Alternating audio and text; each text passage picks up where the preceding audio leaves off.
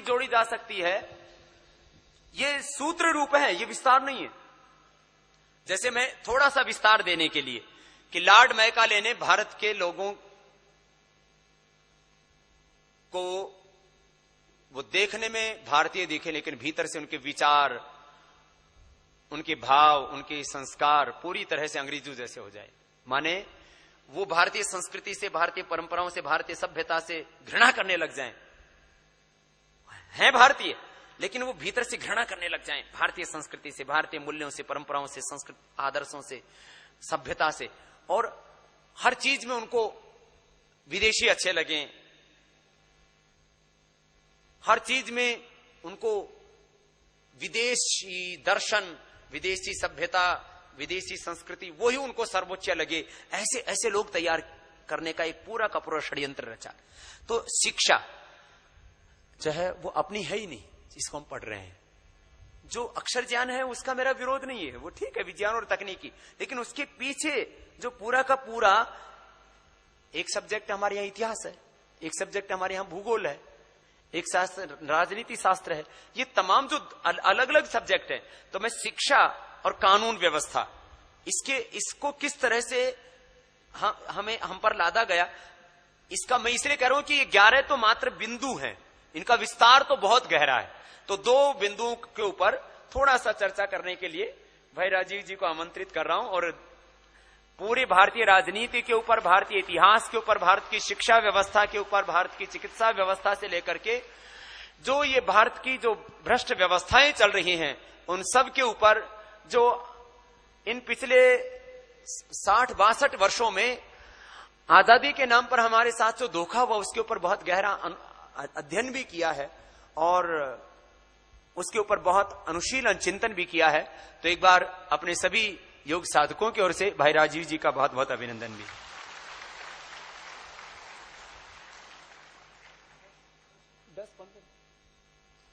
और फिर आपको भी आमंत्रित करेंगे इसी बहस में हम। परम पूजनीय स्वामी जी, भारत स्वाभिमान के सभी सम्माननीय भाइयों बहनों, परम पूजनीय स्वामी जी के निर्देश के अनुसार मैं आपको शिक्षा और कानून व्यवस्था के बारे में थोड़ी बात करूंगा विस्तार में। मेरी बात शुरू करने के पहले एक कहानी सुनाता हूं आपको, सच्ची कहानी। उस कहानी में मेरी बात का पूरा निष्कर्ष है। कहानी हमारे देश के एक वैज्ञानिक की है, उनका नाम था प्रोफेसर जगदीश चंद्र बोस। आपने सुना? बहुत बड़े वैज्ञानिक हुए अपने भारत देश के। हम सभी भारतवासियों को उनके ऊपर बहुत गर्व है, गौरव है। प्रोफेसर जगदीश चंद्र बोस ने एक रिसर्च किया था, वो भी आप सब जानते हैं कि ये जो पेड़ पौधे होते हैं ना, ये भी मनुष्यों की तरह से सुख दुख के भागीदार होते हैं। पेड़ों में, पौधों में वैसा ही जीवन है जैसा मनुष्यों में होता है। पेड़ पौधे भी आपकी तरह से हंसते हैं, रोते हैं, खिलखिलाते हैं। पेड़ पौधे भी आपकी तरह से दुखी होते हैं, सुखी होते हैं। सब कुछ उनमें मनुष्यों जैसा ही होता है, बस इतना ही है कि भाषा नहीं है उनके पास, बाकी सब है। ये काम करने के लिए प्रोफेसर जगदीश चंद्र बोस ने अपने घर में एक एक्सपेरिमेंट किया था, प्रयोग किया था। उसकी कहानी है। उन्होंने क्या किया, अपने घर में गमले लाए। गमले आप समझते हैं जिसमें पौधे लगाते हैं। तो घर के 2 हिस्से कर दिए उन्होंने। एक हिस्से में कुछ गमले रखे, कुछ पौधे उसमें लगाए। दूसरे हिस्से में कुछ गमले रखे, कुछ पौधे लगाए। प्रोफेसर जगदीश चंद्र बोस क्या करते थे, रोज सवेरे उठते थे और एक तरफ के जो पौधे वाले गमले हैं उनको गालियां देते थे। तुम नालायक हो, तुम निकम्मे हो, तुम नकारा हो, तुम बदसूरत हो, तुम्हारे अंदर कोई गुण नहीं है, तुम्हारे अंदर कोई भी अच्छी बात नहीं है। ये खूब गालियां देते थे पौधों के सामने। दूसरी तरफ के पौधों के सामने जाके वो उनकी इतनी बढ़ाई करते थे, तुम बहुत अच्छे हो, तुम बहुत सुंदर हो, तुम बहुत सद्गुणी हो, तुम्हारे अंदर इतनी अच्छाइयां हैं, तुम्हारे अंदर इतनी खूबियां हैं, तुम्हारा इतिहास बहुत ऊंचा है, तुम्हारा भूगोल बहुत अच्छा है। इस तरह की अच्छी अच्छी बातें करते थे। 6 महीने लगातार प्रोफेसर साहब ने यह परीक्षण किया। परिणाम जानते हैं क्या हुआ? जिन पौधों को वो गालियां देते थे वो सब मुरझा गए, और जिन पौधों की वो प्रशंसा करते थे, बढ़ाई करते थे, वो सब खिलखिला के दोगुनी रफ्तार से बढ़ने लगे। इस पूरी कहानी से जो मैं कहना चाहता हूं वो ये कि जब किसी को गालियां दी जाती हैं और किसी को नीचा दिखाया जाता है तो वो मुरझा जाता है, और जब किसी की बढ़ाई की जाती है, प्रशंसा की जाती है, तो वो बहुत अच्छा हो जाता है। हमारे लोगों के साथ ऐसा ही हुआ। 200 से 250 साल अंग्रेजों ने हमको गालियां दी। तुम भारतवासी निकम्मे हो, नालायक हो, नकारा हो, तुम्हारी संस्कृति खराब है, तुम्हारी सभ्यता खराब है, तुम्हारे अंदर कोई दर्शन नहीं है, तुम्हारे पास विज्ञान नहीं है, तुम्हारे पास तकनीकी नहीं है, तुम कुछ नहीं जानते हो, तुम्हारी सभ्यता ही पूरी चौपट है। ये अंग्रेजों ने हमको 200 से 250 साल कहा। एक अंग्रेज ने कहा, फिर दूसरे ने कहा, फिर तीसरे ने कहा, फिर चौथे ने कहा, फिर पांचवें ने कहा। फिर एक अंग्रेज आया जिसका नाम था टीबी मैकॉले। उसने कहा कि एक एक अंग्रेज आता है और भारतवासियों को गाली देता है, कोई ऐसी व्यवस्था बनाओ जो परमानेंट गाली देने वाली हो। एक अंग्रेज आया, जैसे रॉबर्ट क्लाइव आया, उसने ये सब भारतवासियों को सारे बुरे बुरे जो भी बातें हो सकती हैं वो कहीं भारतवासियों को, भारतीय चोर थे, हाँ चोर थे, डकैत थे, लुटेरे थे, लुच्चे थे, लफंगे थे, लंपट थे, सारी बुरी गालियां। गाय का मांस खाते थे। हाँ। अच्छा देखो, कोई भी हिंदू इस बात को मानने के लिए, कोई भी भारतीय आर्य इस बात को मानने के लिए कतई तैयार नहीं हो सकता। आज भी इस देश में हिंदू आर्य कुछ भी कहिए उनको, वो भी मांस खाते हैं, लेकिन आज तक मैंने एक भी हिंदू को गो मांस खाते नहीं देखा। तो ये कैसे हो सकता है कि पहले खाते थे, लेकिन आज तक हमें अभी भी पढ़ाया जा रहा है, हमारी पाठ्य पुस्तकों में अभी भी है। जी राजीव जी। और इसी तरह से एक सबसे बड़ी गाली जो हमको मिली, मैं सभी गालियों में सबसे खराब मानता हूं उसको, कि हम आर्य लोग बाहर से आए और हमने भारत के द्रविड़ों के ऊपर आक्रमण और हमला करके कब्जा कर लिया, और द्रविड़ों को मारते मारते दक्षिण भारत में धकेल दिया और पूरे उत्तर भारत पर आर्यों ने कब्जा कर लिया। ये सबसे बड़ी गाली है जो हमें 250 साल अंग्रेजों ने दी। अंग्रेजों के पहले यही गाली हमको फ्रांसीसी देते थे, ऐसी गालियां देते थे हम, और अभी भी दी जा रही है। और फ्रांसीसियों से पहले ये गाली हमको पुर्तगाली लोग दिया करते थे। माने पिछले 500 साल से अगर आप ध्यान से देखें, सुने, समझें, तो हमको इसी तरह की गालियां दी गई। अब वो गालियां सुनते सुनते एक अंग्रेज आता था, गालियां देके जाता था, दूसरा आता था, देके जाता था, तीसरा आता था, देके जाता था। एक टीबी मैकॉले नाम का अंग्रेज आया, उसके दिमाग में एक आइडिया आया, विचार आया कि ये एक एक अंग्रेज भारतवासियों को गाली देता है, कोई ऐसी व्यवस्था बनाओ जो भारतवासियों को परमानेंट गाली देने वाली हो। उस व्यवस्था को उसने कहा एजुकेशन। उसी का नाम है शिक्षा व्यवस्था, और ये वो 1840 में देके चला गया, इंडियन एजुकेशन सिस्टम। हाँ, एक कानून बनाया उसने। जब वो भारत में आया तो यहां जो सबसे ऊंचा अधिकारी होता था भारत में, उसको कहते थे गवर्नर जनरल। आज उसकी हैसियत है प्रधानमंत्री की। आज का जो प्रधानमंत्री है, अंग्रेजों के जमाने में वो गवर्नर जनरल होता था। तो गवर्नर जनरल की काउंसिल का वो मेंबर होके आया था, और उसको बहुत अधिकार थे टीबी मैकॉले को। टीबी मैकॉले के लिए जो पत्र भेजा गया था ब्रिटिश पार्लियामेंट से भारत के गवर्नर जनरल को, उसमें एक वाक्य लिखा हुआ है कि ये व्यक्ति जो विचार व्यक्त करेगा वही नीति बन जाएगी। इतनी ऊंची अधिकार और अथॉरिटी के साथ उसको भेजा गया।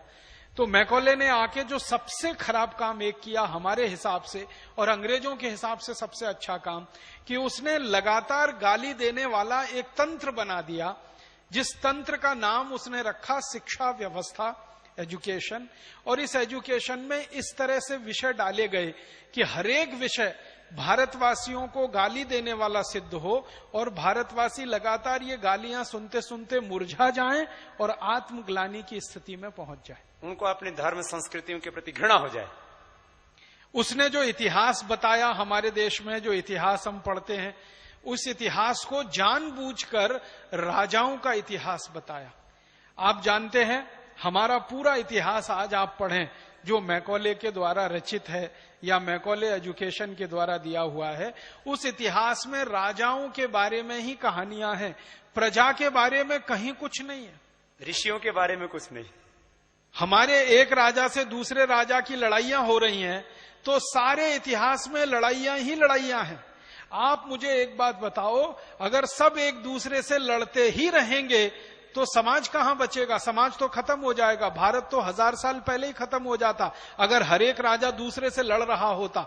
अपना आज का इतिहास पढ़ें तो एक ही बात समझ में आती है, ये राजा उस पर हमला कर रहा था, वो राजा उस पर हमला कर रहा था, वो राजा ने उससे लड़ाई की, उसने इस पर चढ़ाई की, उसने उसकी पत्नी को माने दबोच लिया, उसने उसकी राज्य की सल्तनत को खींच लिया। यही सारी कहानियां पूरे इतिहास में हैं। ये मैकॉले का रचित इतिहास है, जिससे हमको इतनी आत्मग्लानि पैदा हो जाए कि हमारे पुरखे तो लड़ने भिड़ने के अलावा कुछ करते ही नहीं थे। आप मुझे एक मोटी सी बात बताइए, अगर कोई समाज लगातार लड़ता रहे, झगड़ता रहे, वो वेदों की रचना कर सकता है? कोई समाज हमेशा लड़ता रहे, झगड़ता रहे, हजारों हजारों वेदों की ऋचाएं लिख सकता है? अगर कोई समाज हमेशा लड़ता रहे, झगड़ता रहे, वो उपनिषदों की रचना कर सकता है? कोई समाज अगर लड़ता रहे, झगड़ता रहे, वो नीति वाक्यों के लिए लड़ मर सकता है? सवाल ही नहीं उठता। क्योंकि इतिहास पढ़ने से तो ऐसा लगता है कि किसी राजा को लड़ाई से फुर्सत ही नहीं, और किसी साम्राज्य में शांति नाम की कोई चीज नहीं। तो मैकॉले ने इतिहास ऐसा दे दिया, और उस इतिहास में प्रजा गायब है। ध्यान रखिएगा, राजा ही राजा हैं, और राजाओं की अच्छाइयां गायब हैं, बुराइयां ही बुराइयां हैं। इसने उस पर हमला किया, उसने उस पर हमला किया, इसने इसको मारा, उसने उसको पीटा, उसने उसका राज्य छीन लिया, इसने उसका राज्य छीन लिया। इसी तरह का इतिहास हम पढ़ते हैं, और अगर इसी तरह का इतिहास पढ़ेंगे तो कैसा दिमाग बनेगा हमारा? वैसा ही बनेगा जैसा मैकॉले चाहता था। इसी तरह से हम भारत के दूसरे शास्त्रों की बात करें, हम गणित की बात करें। मैं एक उदाहरण से कहता हूं, मैंने बचपन में गणित पढ़ा है। अंग्रेजी स्कूलों में कैसा गणित पढ़ाया जाता वो आप में से भी कई जानते होंगे। मैकॉले ने कैसा गणित पढ़ाया हमको, एक छोटे से उदाहरण से समझाता हूं। गणित में मुख्य काम किसी भी बच्चे को सिखाने का क्या होता है? जोड़ना, घटाना, गुणा करना और भाग देना। ये 4 मुख्य क्रियाएं हैं गणित में, जो प्राथमिक स्तर पर हर बच्चे को सिखाई जाती है। तो हमें जोड़ना सिखाना है, या घटाना सिखाना है, या गुणा करना सिखाना है, या भाग देना सिखाना है। तो सिखाने के लिए मैकॉले सिस्टम का सवाल कैसे लिखा जाता है, वो एक सवाल बताता हूं आपको। मुझे बचपन में गणित जब सिखाया जाता था, तो आपने भी सीखा होगा, तो मुझे एक सवाल आता था, डैडी ने 10 रुपए दिए। अब ये अंग्रेजी में होता था, मैं हिंदी करके बता रहा हूं। अब डैडी शब्द है, पिताजी नहीं है, डैडी है। डैडी का माने होता है DEAD, डैड माने मरा हुआ, डैडी माने मरे हुए जैसा। ये उसका अंग्रेजी में हिंदी अर्थ है, मरे हुए जैसा। तो पिताजी नहीं है, पिताश्री नहीं है, डैडी ने 10 रुपए दिए, या पापा जी ने 10 रुपए दिए। पापा नाम के शब्द का कोई अर्थ आज तक दुनिया में किसी को नहीं मालूम, और हम बोलते रहते हैं अपने अपने पिताजी को पापा पापा पापा पापा। पापा का कोई अर्थ ही नहीं है किसी भी भाषा में। तो पिताजी ने 10 रुपए दिए, मान लीजिए मैंने उसको संशोधित कर दिया। पिताजी ने 10 रुपए दिए, उसमें से 5 रुपए की चॉकलेट खाई, बताओ कितना बचा? अब देखो सवाल देखो, पिताजी ने 10 रुपए दिए, उसमें से 5 रुपए की चॉकलेट खाई, बताओ कितना बचा?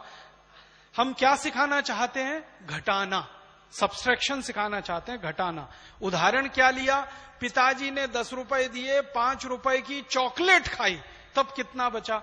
अब बच्चा बचपन से ये सवाल करना शुरू करेगा, तो 2-3 साल के बाद वो पूछेगा चॉकलेट किसकी खाऊं, कैडबरीज की कि नेस्ले की? आप मेरी बात पे ध्यान दीजिएगा। बार बार वो ये सवाल हल करेगा, पिताजी ने 10 रुपए दिए, 5 रुपए की चॉकलेट खाई, तो एक दिन पूछेगा चॉकलेट कैडबरीज की खाऊं कि नेस्ले की, क्योंकि टीवी में रोज विज्ञापन में वो देखता है कि चॉकलेट 2 ही कंपनियां बेचती हैं, या तो कैडबरीज या तो नेस्ले।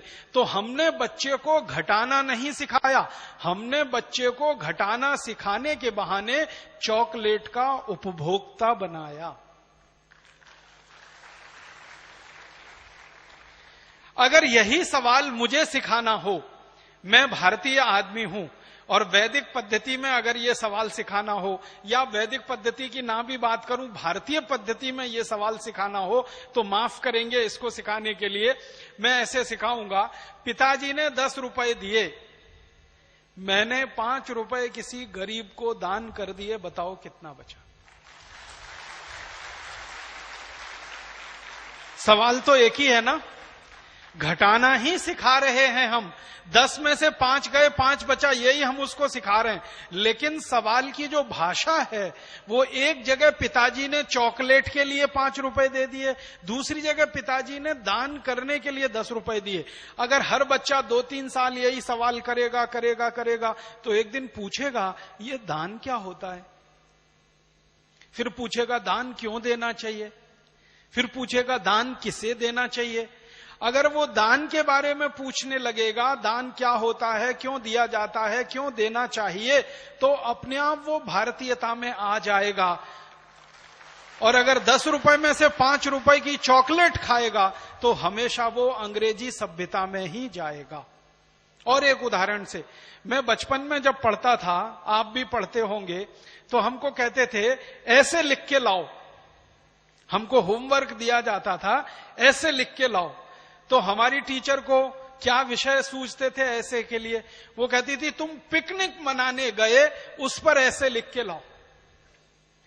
अब मैं पिकनिक मनाने जाऊंगा और उस पर ऐसे लिखकर लाऊंगा, माने निबंध लिखकर लाऊंगा पिकनिक के ऊपर, तो 100% मुझे अंग्रेज और यूरोपीय सभ्यता में ही जाना पड़ेगा।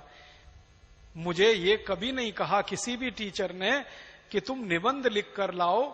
तुम माता पिता के साथ तीर्थ स्थान की यात्रा करने गए थे, बद्रीनाथ गए थे, केदारनाथ गए थे, गंगोत्री गए थे, यमुनोत्री गए थे, उसका लिख के लाओ। ये कभी भी किसी कक्षा में मुझे ना किसी ने पढ़ाया ना सिखाया। मुझे हमेशा ये सिखाया ऐसे लिख के लाओ। पिकनिक पर गए, और पिकनिक पर गए तो डबल रोटी ले गए, पाव रोटी ले गए, टमाटो केचप ले गए, तो बटर ले गए, तो ये सब यूरोपीय सभ्यता की चीजें ले गए, और इनमें से ये हमने खाया, दूसरों को खिलाया, ये सब लिख के लाओ। तो बच्चे का दिमाग तो पूरी तरह से उपभोक्ता बनाने के लिए हमने पूरी शिक्षा तैयार की है। माफ करिएगा, आज की जो पूरी की पूरी शिक्षा व्यवस्था है, ये हमको नागरिक नहीं बनाती है, कंज्यूमर बनाती है, उपभोक्ता बनाती है। वो चाहे लक्स का हो, या लाइफ बॉय का हो, या कैडबरीज का हो, या नेस्ले का हो। और मैं ऊंची शिक्षा की भी बात कर रहा हूं। ऊंची कक्षाओं में जो शिक्षा दी जाती है माध्यमिक स्तर तक और उसके आगे ग्रेजुएशन और पोस्ट ग्रेजुएशन तक, ये शिक्षा भी हमको कंज्यूमर बनाने के लिए ही है। बस कंज्यूमर अलग अलग तरह का है। जब बचपन की शिक्षा है वो प्रोडक्ट का कंज्यूमर बनाने के लिए है, और हायर एजुकेशन है वो किसी यूनिवर्सिटी अमेरिका और यूरोप की, उसका कंज्यूमर बनाने के लिए हमको शिक्षा दी जाती है। इंजीनियरिंग में हमारे देश के लाखों विद्यार्थियों को जो शिक्षा दी जाती है, उसका अंतिम उद्देश्य एक ही है कि ये विद्यार्थी भारत छोड़कर अमेरिका चला जाए, यूरोप चला जाए, फिर वहां पर सेवाएं दे, क्योंकि वहां एक इंजीनियर तैयार करने में उनको करोड़ों डॉलर खर्च होते हैं, और यहां से उनको वो फोकट में मिल जाता है। तो ये पूरी की पूरी शिक्षा व्यवस्था जहां जो आज हम ढो रहे हैं हमारे कंधे पर, मैकॉले की दी हुई शिक्षा व्यवस्था, इतिहास उसी समय का पढ़ाया जा रहा है। भूगोल भी हमने नहीं बदला, हमारा भूगोल भी अंग्रेजों के जमाने का जो तय हो गया है वही भूगोल हम पढ़ते हैं। सिविक्स और इकोनॉमिक्स वही पढ़ते हैं। अर्थशास्त्र में पता है सारी की सारी थ्योरीज जो पढ़ाई जाती हैं वो सब वेस्टर्न थ्योरीज हैं। अर्थशास्त्र का आप में से कोई भी विद्यार्थी होगा जो एमए इन इकोनॉमिक्स करता हो या पीएचडी इन इकोनॉमिक्स उसने किया हो, उसको सारे सिद्धांत जो पढ़ाए जाते हैं वो पश्चिमी विचारकों के सिद्धांत हैं। एक भी हिंदुस्तानी अर्थशास्त्री विचारक का कोई सिद्धांत अर्थशास्त्र में नहीं पढ़ाया जाता। इस देश का सबसे बड़ा अर्थशास्त्री विचारक जो माना जाता है वो चाणक्य है।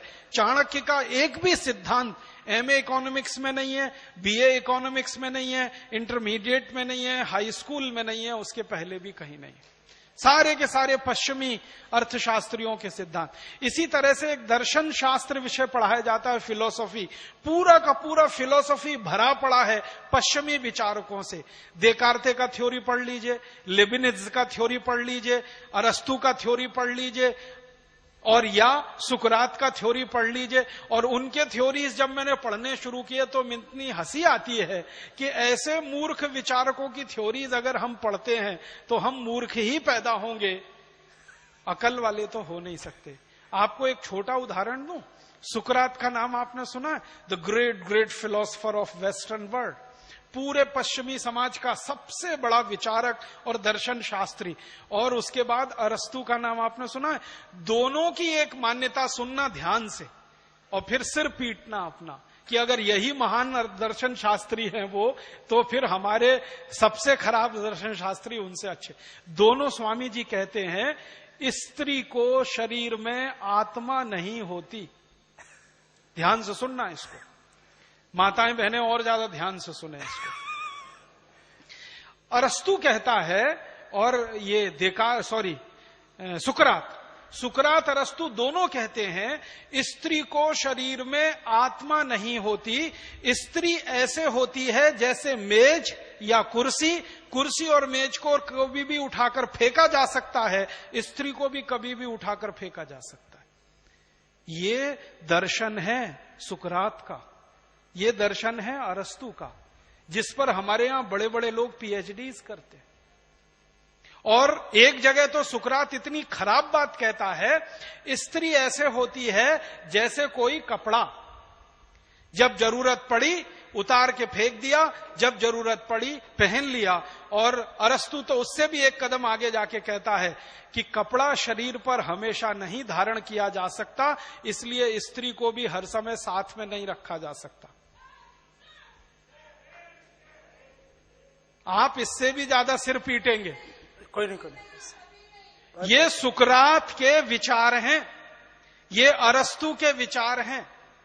और अरस्तु और सुकरात ये दोनों कहते हैं, इन दोनों की मान्यताओं को आज तक पश्चिमी समाज खंडित नहीं कर पाया। लेबिनिज भी वही कहता है, देकार्ते भी वही कहता है, और उसके बाद के सारे फिलोसफर्स यही मानते हैं। इसलिए महिलाओं के प्रति पश्चिमी समाज में कोई आदर भाव नहीं है। महिला वस्तु की तरह है, इस्तेमाल करो और फेंको, यूज एंड थ्रो। फिलॉसफी में से आया। कोई भी जीवन दर्शन जो है ना वो फिलॉसफी से निकलता है। एक मूल बात मैं आपको बताना चाहता हूं, कोई भी सभ्यता दर्शन में से निकलती है। समाज का जैसा दर्शन होगा सभ्यता वैसी ही बनती चली जाएगी।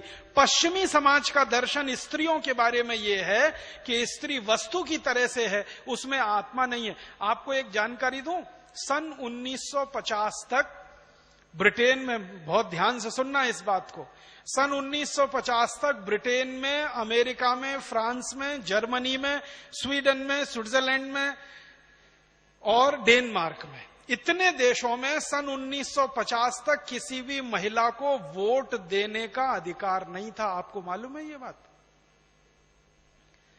अमेरिका में स्त्रियों को वोट देने का अधिकार 1952 के बाद मिला।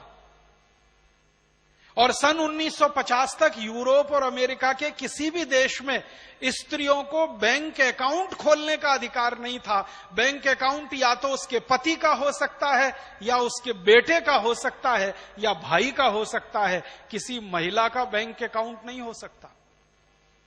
और 1950 तक पूरे यूरोप और अमेरिका में कोई स्त्री घर से अकेले बाहर नहीं जा सकती।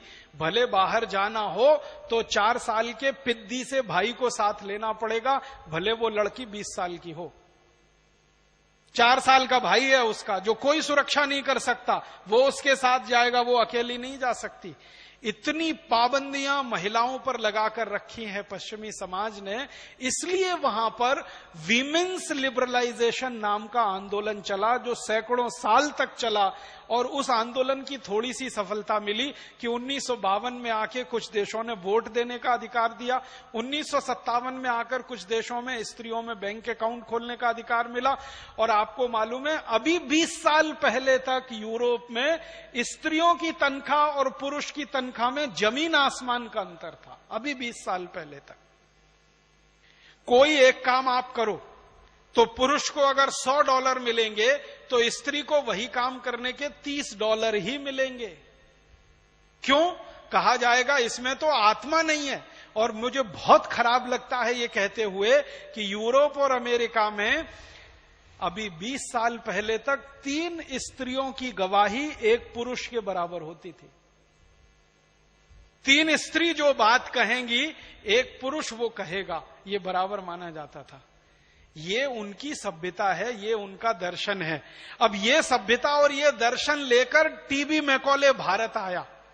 ध्यान दीजिएगा, मैंने ये सब आपको भूमिका बनाने के लिए कहा, क्योंकि टीबी मैकॉले किस समाज का आदमी था? पश्चिम का आदमी था, ब्रिटेन का आदमी था। वो लेबिनिज को भगवान मानते हैं, वो देकार्थे को भगवान मानते हैं, वो अरस्तु को भगवान मानते हैं, वो सुकरात को भगवान मानते हैं। उन्हीं देशों से आया मैकॉले, तो उसकी मानसिकता भी वही थी, स्त्रियों के विरोध में। और आया तो पूरी शिक्षा व्यवस्था उसने ऐसी डिजाइन की जो 100% स्त्री विरोधी है, महिला विरोधी है, स्त्रियों को हतोत्साहित करने वाली है और स्त्रियों को अपमानित करने वाली है। हर खंड खंड पर आप देखेंगे इस पूरी शिक्षा व्यवस्था में स्त्रियों का जितना अपमान होता है शायद कोई कल्पना नहीं कर सकता। और वही शिक्षा व्यवस्था हम ढोते हुए चले आ रहे। हमारे देश का दर्शन है, हमारे देश की सभ्यता है कि स्त्री सबसे बड़ी गुरु होती है, मां सबसे बड़ी गुरु होती है। हमारे देश का दर्शन है और सभ्यता है। मैंने स्वामी जी एक जगह पढ़ा, भारतीय दर्शन पढ़ रहा था, तो नाम भूल गया हूं दर्शन शास्त्री का, याद आएगा तो बताऊंगा। उसने एक वाक्य लिखा, स्त्री से ज्यादा पवित्र दुनिया में कोई नहीं होता।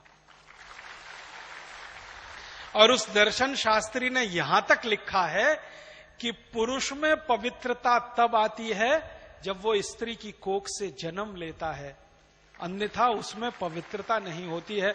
और यही बात उसने पति के लिए लिखी कि जब कोई कुंवारा लड़का शादी करता है तब पवित्रता के थोड़े से अंश को पहचान पाता है। आपको मालूम है हमारे देश में बहुत सारे मंदिर हैं जहां पर यह सिद्धांत अभी भी लागू है। अगर आपके पास आपकी धर्मपत्नी नहीं है तो मंदिर में प्रवेश नहीं कर सकते आप। ऐसे भारत में मंदिर हैं और वो भारतीय दर्शन पर चलते हैं। वो कहते हैं आप पवित्र नहीं है अगर आपके साथ आपकी पत्नी नहीं है, क्योंकि कहा यह जाता है कि पत्नी ना हो तो पुरुष का दिमाग कितना लंपट होता है उसका अंदाजा नहीं है, अगर वो योगी नहीं है तो।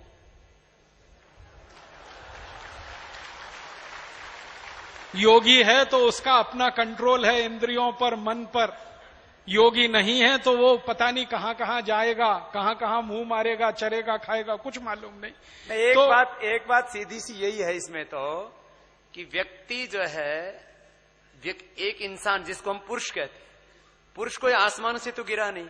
जितने भी पुरुष आए मां की कोख से आए, इसलिए पुरुष में जितनी भी शक्तियां हैं, जितनी भी पवित्रताएं हैं, उनका स्रोत मां है, उनका मूल मां है। अब ये हमारी दर्शन है भारत की। इस दर्शन को यूरोप में कोई नहीं मानता, हम मानते हैं। तो हम जिस दर्शन को मानते हैं वैसी हमारी सभ्यता होगी और वैसी ही संस्कृति होगी। यूरोप वाले जिस दर्शन को मानते हैं वैसी उनकी सभ्यता होगी, वैसी संस्कृति होगी। तो यूरोप की सभ्यता और संस्कृति जैसी होगी वैसी ही उनकी शिक्षा भी होगी, और जैसी हमारी सभ्यता और संस्कृति होगी वैसी हमारी शिक्षा होगी। तो हम जब गुरुकुल की शिक्षा लेते थे, भारत की अपनी शिक्षा होती थी, तो उसमें स्त्री मां थी, स्त्री दुर्गा थी, स्त्री हमारे देश में प्रेरणा का स्रोत थी, महिला सारे के सारे काम का केंद्र बिंदु थी। ये गुरुकुलों की शिक्षा से दिखाई देता है, क्योंकि हमारे पास जो दस्तावेज हैं अंग्रेजों के जमाने के, इस देश में आधे से ज्यादा विश्वविद्यालयों की कुलपति महिलाएं थी। स्त्रियां थी, आधे से ज्यादा, और विश्वविद्यालय स्तर के गुरुकुल थे। तो महिलाओं को हमारे यहां दर्जा है बहुत ऊंचे स्तर का, और महिलाओं को दर्जा है यूरोप में बहुत नीचे स्तर का। तो यूरोप के लोग जब शिक्षा व्यवस्था की डिजाइन करेंगे तो महिला का स्तर उसमें नीचे से नीचा रहेगा, और हम जब शिक्षा की डिजाइनिंग करेंगे तो महिला का स्तर ऊंचे से ऊंचा रहेगा। तो यूरोप की शिक्षा व्यवस्था ले लेकर हम जो 250 साल से परेशान हुए हैं और हमारा दिमाग खराब हुआ है, वो दिमाग ऐसा ही खराब हुआ है कि स्त्री को आज हमारे देश में भोग की वस्तु, उपयोग की वस्तु बनाकर इस पूरी शिक्षा व्यवस्था ने छोड़ दिया है। आज हमारे देश में स्त्रियों का वही हश्र है जो यूरोप में 50 साल पहले हुआ करता था, क्योंकि हम 200-250 साल से अंग्रेजी शिक्षा पढ़ रहे हैं। तो हमें करना क्या? उसकी पवित्रता नष्ट कर रहे हैं जी। उसको पबों में ले जाना चाहते हैं, उसको जो है शराब खानों में ले जाते हैं, शराबी बनाना डांस घरों में ले जाते हैं। हमारे यहाँ मॉडर्न होने के नाम पर महिलाओं को यही तो कर रहे हैं ना, उनको नचाते। हमने स्त्री को मान लिया नाचने की चीज। पहले नाचने वालियों को सबसे घटिया मानते थे, और आज कोई नाचने वाली आ जाए तो पूरा गांव, पूरा देश पागल हो जाता है। क्या तमाशा हो रहा है। गांव में नौटंकी आ जाए स्वामी जी तो सब काम छोड़ के इकट्ठे हो जाते हैं। कई बार मेरे साथ हुआ है, मैं व्याख्यान देने किसी गांव में गया, नौटंकी वाले आए हुए, व्याख्यान सुनने कोई नहीं आया, सब नौटंकी में बैठे। और नौटंकी में इतनी गंदी गंदी बातें महिलाओं के लिए, स्त्रियों के लिए कही जाती हैं और बोली जाती हैं कि कोई कान में रुई ठूस ले फिर भी तकलीफ हो उसको। तो हमने गड़बड़ कर दिया 250 साल। दिमाग में एक तो 250 साल सुनते रहे अपने बारे में गालियां, और फिर स्त्रियों के बारे में ये मान्यता जो मैकॉले की और यूरोप के दार्शनिकों की, और उसी मान्यता पर आधारित हमारी शिक्षा व्यवस्था। तो सारी शिक्षा व्यवस्था ने सबसे ज्यादा तकलीफ दिया है तो हमारी महिलाओं को दिया है। मुझे सबसे ज्यादा दुख और तकलीफ पता है किस बात की होती है? सबसे बड़ा दुख और तकलीफ मेरा क्या है कि मैंने जो पढ़ा वो मेरी मां को नहीं मालूम, और मेरी मां अपने बेटे को नहीं पढ़ा सकती। आप सोचो, किसी बेटे और मां के बीच में इतनी दूरी आ जाए कि उसका बेटा क्या पढ़ रहा है उसकी मां ना जानती हो और मां बेटे को पढ़ा ना सकती हो। इससे बड़ी टूटन और खराब किसी भी समाज में क्या हो सकती है कोई चीज। हमारे देश में ज्यादातर माताओं का यही हाल है। उनके बच्चे, बेटे या बेटी क्या पढ़ रहे हैं वो खुद नहीं पढ़ा सकती, इसलिए ट्यूटर रखना पड़ता है, और ट्यूटर क्या पढ़ा के जाता है, मां को कुछ नहीं आता है। क्यों? शिक्षा व्यवस्था से मां पूरी तरह से गायब है, क्योंकि पूरी शिक्षा व्यवस्था की डिजाइन ऐसे की गई है जिसमें मां का कोई रोल ही नहीं है। हम गुरुकुल की शिक्षा में सबसे बड़ा गुरु मां को मानते हैं, और यूरोपियन शिक्षा व्यवस्था, टीवी मैकॉले की शिक्षा व्यवस्था में सबसे बड़ा गुरु मैकॉले हो गया, मां नहीं है। और वो मैकॉले हो गया जो मानता ही नहीं है कि मां में कोई आत्मा भी होती है, वो तो वस्तु है, यूज एंड थ्रो के लिए। तो ये एक छोटी सी बात मैंने थोड़ा विस्तार करके कही कि हमको हमारी शिक्षा व्यवस्था बदलनी है। तो क्या क्या बदलना है? भाषा बदलनी है, वो तो स्वामी जी ने कहा। भाषा के साथ हमें कंटेंट बदलना है, टेक्स्ट बदलना है, जो मां विरोधी है, स्त्री विरोधी है, महिला विरोधी है। इसके आगे हम चलेंगे तो विषय भी बदलने हैं हमको। आप में से मैथमेटिक्स पढ़ने वाला कोई विद्यार्थी यहां बैठा हो जिसने एमएससी मैथमेटिक्स किया हो, उसके लिए मैं कहना चाहता हूं कि मैथमेटिक्स में हम इतने विषय पढ़ते हैं जो जिंदगी में कभी काम नहीं आते। डिफरेंशियल कैलकुलस पढ़ते हैं, इंटीग्रल कैलकुलस पढ़ते हैं, स्टैटिस्टिक्स पढ़ते हैं, स्टैटिक्स पढ़ते हैं, डायनामिक्स पढ़ते हैं, सब रद्दी और एकदम बेकार। ट्रिग्नोमेट्री पढ़ते हैं जो किसी काम की नहीं है। शायद कब से शुरू हो गया? 12th से शुरू हो गया। और तकलीफ की स्थिति, पहले एमएससी में होता था, बीएससी में, अब 12th से शुरू हो गया। तो आप सोचिए कि जो विषय जिंदगी में कभी काम नहीं आने वाले, मैंने डायनेमिक्स पढ़ा, मैंने स्टैटिक्स पढ़ा, मैंने इंटीग्रल कैलकुलस पढ़ा, मैंने डिफरेंशियल कैलकुलस पढ़ा, आज तक मेरी जिंदगी में एक बार भी काम नहीं आया। तो मैं मेरे गणित के अध्यापकों को जब भी मिलता हूं पूछता हूं आपने मुझे ये सब क्यों पढ़ाया? तो मेरे तो काम नहीं आया। तुलनात्मक अध्ययन करने के लिए तो मेरे अध्यापक कहते हैं हमको किसी ने पढ़ाया, हमने तुमको पढ़ा दिया। तो भेड़िया धसान चल रहा है ये इस देश में। और मैं आपको विनम्रता से और ईमानदारी से बताता हूं, मेरी दादी ने मुझको ढैया पोना सवैया पढ़ाया था। ढैया पोना सवैया समझते? ये पुराने गांव के लोग ही पढ़ा सकते हैं, आजकल कॉन्वेंट वालों को तो कुछ समझ में नहीं आता ढैया पोना सवैया।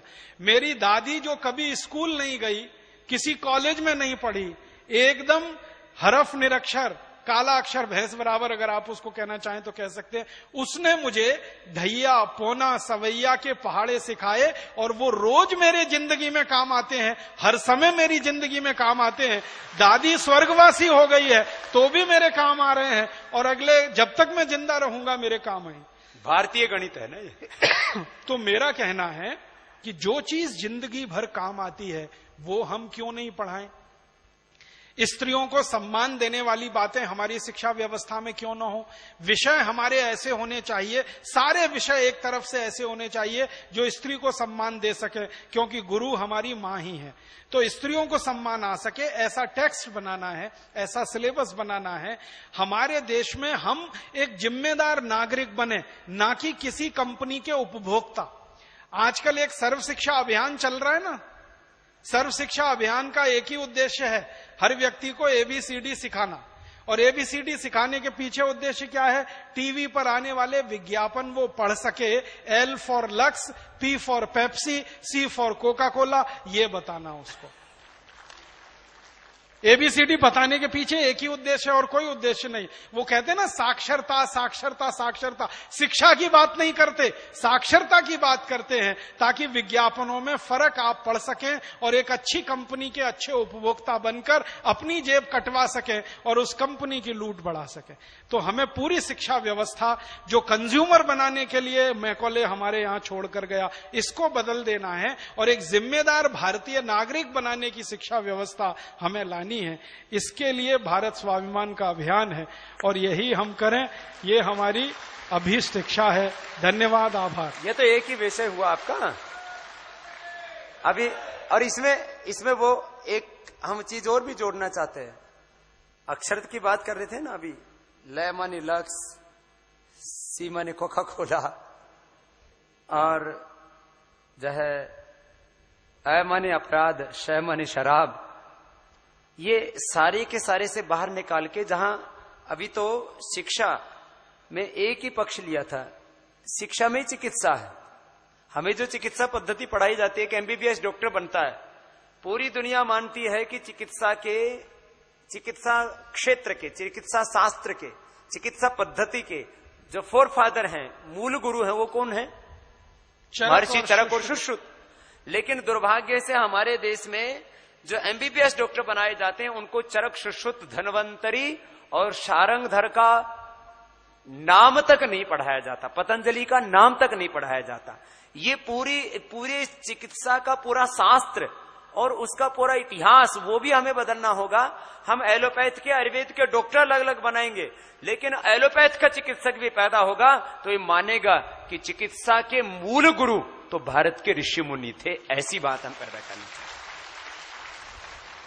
तो एक इसमें जो है ये शिक्षा के क्षेत्र में जो है अभी भाई राजीव जी ने बात कही, उसका एक थीम दिया, आपको एक चिंतन दिया, एक दिशा दी।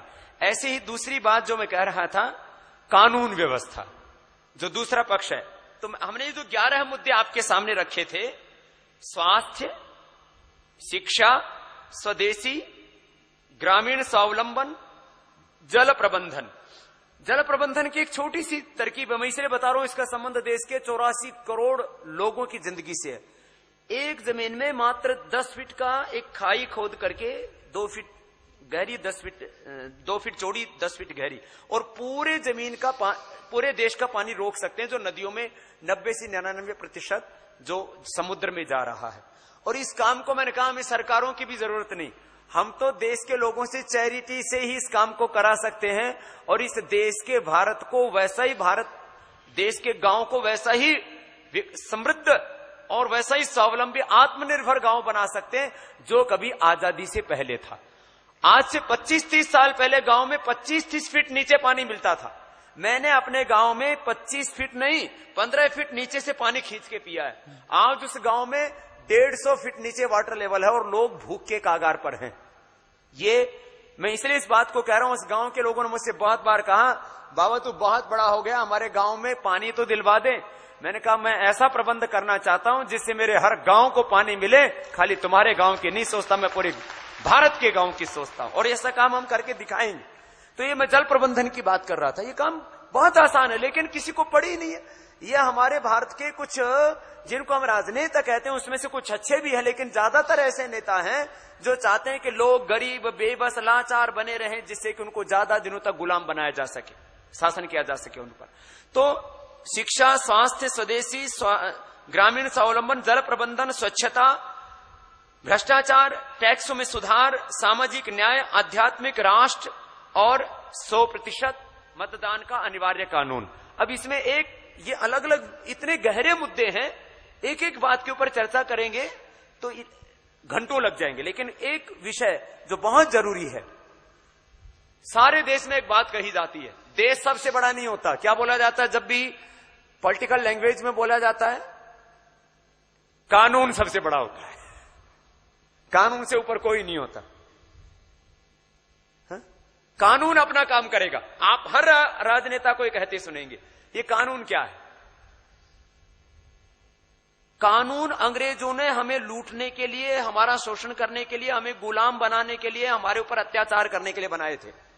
तो जो कानून हमें लूटने के लिए, हमारे ऊपर अत्याचार करने के लिए, हमें गुलाम बनाने के लिए बनाए गए थे, वही कानून आज तक हम पर क्यों लादे जा रहे हैं? इस प्रश्न का उत्तर थोड़ी सी देर में भाई राजीव जी देंगे। मैं एक 5-7 मिनट में कोशिश करता हूं ये बात कहने की। आप सबको एक पुरानी घटना याद दिलाता हूं, आप सब जानते हैं उस घटना को। हमारे देश में अंग्रेजों के खिलाफ सबसे बड़ा संघर्ष और सबसे पहला संघर्ष सन 1857 में हुआ। और ये संघर्ष की पृष्ठभूमि क्या थी? जब अंग्रेजों ने इतनी लूटमार मचाई कि देश गरीब हो गया, कंगाल हो गया, जब अंग्रेजों ने इतने पुलिसिया अत्याचार किए कि हर आदमी त्राही त्राही करने लगा, जब अंग्रेजों ने किसानों से सारी जमीनें छीन ली, जब अंग्रेजों ने टैक्स लगाकर सारे स्वदेशी उद्योग खत्म कर दिए, जब अंग्रेजों ने भारत के लोगों को मार मार के ईसाई बनाना शुरू कर दिया, तब भारतवासियों का धैर्य चुक गया। हम भारतवासियों की एक विशेषता है, हम सोए हुए हाथी की तरह से हैं। जब तक हाथी सोता रहता है, सोता रहता है, सोता रहता है, सोता रहता है, सोता रहता है, सोता रहता है, लेकिन जब वो चिंगाड़ के भागना शुरू करता है तो सबको रौंद देता है अपने नीचे। भारतवासी भी वैसे ही हैं। हम अंग्रेजों के अत्याचार को 100 साल सहते रहे। अंग्रेजों ने अत्याचार करना शुरू किया 1757 से, जब से उनको कलकत्ता में अपना राज्य स्थापित करने का रास्ता खुला। आप जानते हैं ना, प्लासी का युद्ध हुआ था। तो प्लासी के युद्ध के बाद जब से कलकत्ता में और बंगाल में अंग्रेजों की सरकार बनी, तब से अंग्रेजों ने अत्याचार शुरू किए। वो अत्याचार हम 100 साल तक सहन करते रहे। 100 साल तक हमने उफ नहीं किया। अंग्रेजों ने जो किया, हमने कभी उसके रास्ते में रुकावट बनने की कोशिश ही नहीं की। छुटपुट कहीं कोई विरोध होता था तो होता था। जब पानी हद से ज्यादा गुजर गया, कहते हैं नाक तक पानी आ गया, डूबने की स्थिति आई, तब भारतवासियों ने एक साथ विद्रोह किया। और वो विद्रोह इतना बड़ा था कि अंग्रेज घबरा गए। अंग्रेजों को कभी कल्पना नहीं थी कि जो भारतवासी 100 साल से उनके अत्याचार सह रहे हैं, वो एक साथ कभी खड़े हो जाएंगे। भारतवासी खड़े हो गए। 350 से ज्यादा स्थान ऐसे बने जहां क्रांति हो गई और अंग्रेजों की सरकार को उखाड़कर फेंक दिया भारतवासियों ने। अंग्रेजों की सरकार खत्म कर दी। एक केंद्र था सतारा, नाम सुना? पूरा अंग्रेजों का साम्राज्य वहां से उखड़ गया 1857 में। दूसरा केंद्र था सांगली, फिर था कोल्हापुर, फिर था पूना, फिर पूरे भारत में ऐसे 350 से ज्यादा केंद्र थे जहां अंग्रेजों की सरकार खत्म हो गई और 3,65,000 अंग्रेज उसमें मारे गए। 1857 की क्रांति शुरू हुई थी। यहीं हरिद्वार के नजदीक में एक मेरठ नाम का स्थान है, मुश्किल से यहां से कितना 70-80 किलोमीटर होगा। इस मेरठ स्थान से शुरू हुई थी क्रांति 10 मई 1857 को। और वो फिर पूरे देश में फैल गई। आप कल्पना कर सकते हैं कि एक मेरठ शहर से क्रांति की शुरुआत हुई और 350 शहरों तक वो क्रांति फैल गई 3 महीने में। 10 मई से शुरू हुआ, 10 मई से 10 जून, 10 जून से 10 जुलाई, 10 जुलाई से 10 अगस्त, 1 सितंबर तक पूरे हिंदुस्तान में कहीं भी अंग्रेजों की सरकार नहीं बची, एक भी अंग्रेज नहीं बचा। 3-3.5 महीनों में भारतवासियों ने अंग्रेजों का कत्लेआम कर दिया। जब भारतवासियों के सिर पर से गुजरती है ना, तो यही भारतवासी युद्ध के मैदान में किसी रणचंडी सा कमाल दिखाते हैं, तो साधारण भारतवासियों ने तलवारों से गर्दनें काट दी अंग्रेजों की। हसिया होता है ना, हसिया जिससे फसल काटी जाती है, उससे अंग्रेजों के गले काटे थे भारतवासियों ने। मेरठ में जाट किसान थे ना, ये सड़कों पर निकल आए थे और अंग्रेजों की छावनी के एक एक अधिकारी को हसिये से काटा था, खत्म कर दिया। पूरे हिंदुस्तान में 3,65,000 अंग्रेज मारे गए। कुछ 2-4 अंग्रेज जिंदा बच गए, वो भागकर किसी तरह से लंदन पहुंच गए। और वो भागे भी कैसे? उन्होंने अपने पूरे शरीर को काला किया ताकि वो भारतवासी लगे। चेहरे को काला किया, शरीर को काला किया, किसी तरह जिंदा बचने के लिए। और वो किसी तरह युक्ति लगा के भाग गए। वहां भागकर अंग्रेजों की संसद में उन्होंने सारी कहानी सुनाई कि भारत में तो विद्रोह हो गया, बगावत हो गई। तो अंग्रेजों की संसद में सबसे बड़ा प्रश्न आया कि आगे कभी भी ऐसा कोई विद्रोह ना हो भारतवासियों में, तो इसके लिए क्या क्या करना, दोबारा कभी भी ऐसा विद्रोह ना हो। तो कई अंग्रेजों ने अपने प्रधानमंत्री को कहा, जो उस समय इंग्लैंड का प्राइम मिनिस्टर था, उसको पूछा गया कि क्या क्या करना फिर इसके लिए। तो प्राइम मिनिस्टर को एक तो ये पूछा गया कि हम तो अंग्रेज खत्म हो गए भारत में, तो उसने कहा चिंता मत करो, दोबारा हम फिर भारत में जाएंगे और भारत में हमारे कुछ मित्र और दोस्त हैं, उनकी मदद से भारत में फिर प्रवेश करेंगे। तो उनके मित्र और दोस्त कौन? हमारे लिए जो गद्दार, वो अंग्रेजों के मित्र और दोस्त। आपको मालूम है, इस हिंदुस्तान में अंग्रेजों ने कई परिवारों को राय बहादुर की पदवियां दे रखी थी।